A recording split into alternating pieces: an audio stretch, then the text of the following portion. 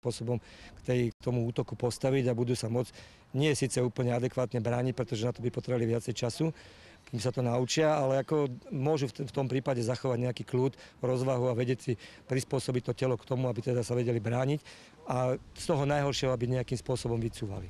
O sebaobranu majú záujem malí, mladí, ľudia v strednom i vyššom veku. Keď vás niekto buď bude chcieť zaškrtiť, čo je normálna bežná vec, čo sa normálne bežne stáva, nesnažte sa s ním bojovať. Zdvihnite ramená a ruky sem. To znamená, že prvé, čo je zdvihnúť ramena, aby ste mu uvoľnili.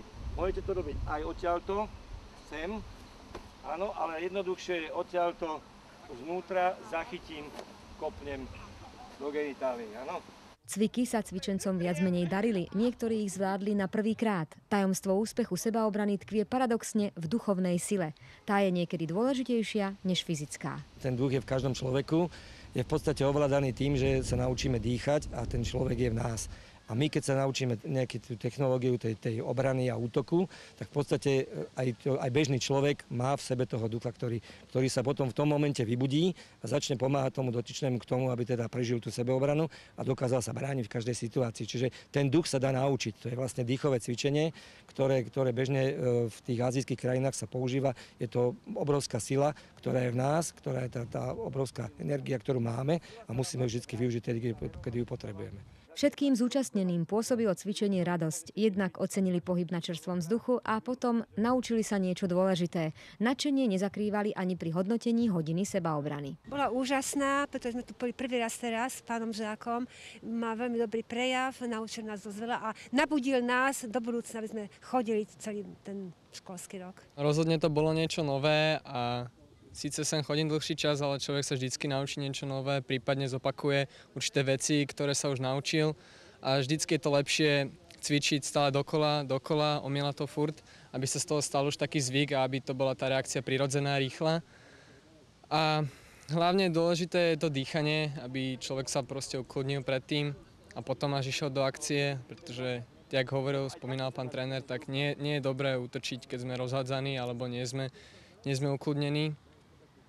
A inak podľa mňa je veľmi dobré vedieť aspoň niečo, keď už nič, pretože keď sa stane hocičo, napríklad niekto ohrožuje niekoho, aby sme aj my vedeli pomôcť tomu druhému, aby sme tam nestali jak tlci a nepozerali sa niekam inám a proste, aby sme vedeli nejak zareagovať, aby si nás ľudia proste aj rešpektovali, že tiež niečo vieme, niečo sme v tom živote dokázali. Podľa mňa je to veľmi užitočné, lebo hlavne v dnešnej dobe je to dosť divoké vonku. A teraz už fakt si ľudia trúfnú na hocikoho, dievčatá, chalanov, starších ľudí a tunak sa môžu aspoň niečo naučiť, ako sa brániť a určite nebudú vedieť použiť z jednej hodiny všetko, ale aspoň niečo, aspoň ten psychologický efekt tam je, takže určite je to veľmi potrebné. Podľa mňa bola veľmi dobrá, myslím, že sú také praktické veci, ktoré by mal v dnešnej dobe každý vedieť, pretože by som povedala tak všeobecne, že tá bezpečnostná situácia sa trošku tak zhoršuje a ten moment prekvapenia, keď na vás niekto zaútočí, je proste strašne zlý. Obyčajne človek spanikári a nevie, že čo má robiť. Jedna lastovička leto nerobí. Ani 1 hodina sebaobrany z vás neurobí Ramba. Ale na to, aby ste útočníkovi dali najavo, že sa viete brániť, stačí zo pár mesiacov. My bežne robíme kurzy tak zhruba tých 10 mesiacov. To je taká tá základná činnosť, kedy sa naučia všetky tie povelové techniky, to znamená tie, ktoré nutne potrebujú k svojej obrane, to znamená nejaké tie kopy, nejaké tie údery, nejaké tie chvaty, ktoré potrebujú a to sa dá zhruba za tých 6 mesiacov obehať, jak sa hovorí, dá sa to do seba nejakým spôsobom aplikovať a potom, že na tom človeku či bude pokračovať, lebo my naše tie kurzy neobmedzujeme tým, že bude 10 mesiacov a potom už nemôže prísť, môže prísť kedykoľvek a vlastne si to už len zdokonaluje. Čiže tam sa potom už nabaluje tá technika jedna na druhú a ten človek v sebe získava tú silu, ktorú potom môže využiť. Ale pozor, aj pri sebaobrane platia isté pravidlá. Ak ich porušíte, mohla by mať vaša obrana nepríjemné následky. V každom prípade vždy tá sebaobrana musí byť adekvátna útoku. To znamená, že nemôžem použiť, keď niekto na mňa zaútočí, povedzme nožom, tak moja adekvátna obrana, povedzme tretieho danu je adekvátna obrana k tomu, povedzme tomu nožu. Čiže mohol by som ho spacifikovať, ale môžem ten nôž využiť len za napichnutie do zeme, prípadne do dreva, ale nie do neho. Čiže tým pádom musím dodržiavať litery zákona, ktorý hovorí, že nemôžem použiť silnejšiu techniku, ako bola použitá na mňa.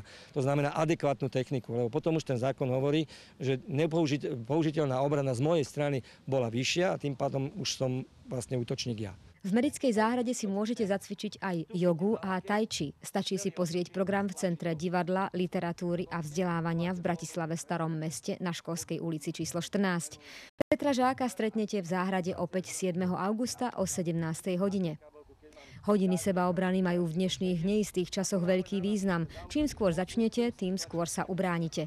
Typov, voči ktorým to budete potrebovať, pribúda. Ako sa zdá, s tým sa nedá nič robiť. Veríme, že keď sa vám podarí útočníka zastaviť a znemožniť mu útok, nájdu sa dobrí ľudia, ktorí vám pomôžu a zavolajú políciu. Tak nám Pán Boh pomáhaj. Po obnove prvého a druhého nástupišťa na hlavnej železničnej stanici v týchto dňoch prebiehajú rekonštrukčné práce aj na 3. peróne. Cestujúcim sa tým čiastočne skomplikovala situácia, lebo príchody a odchody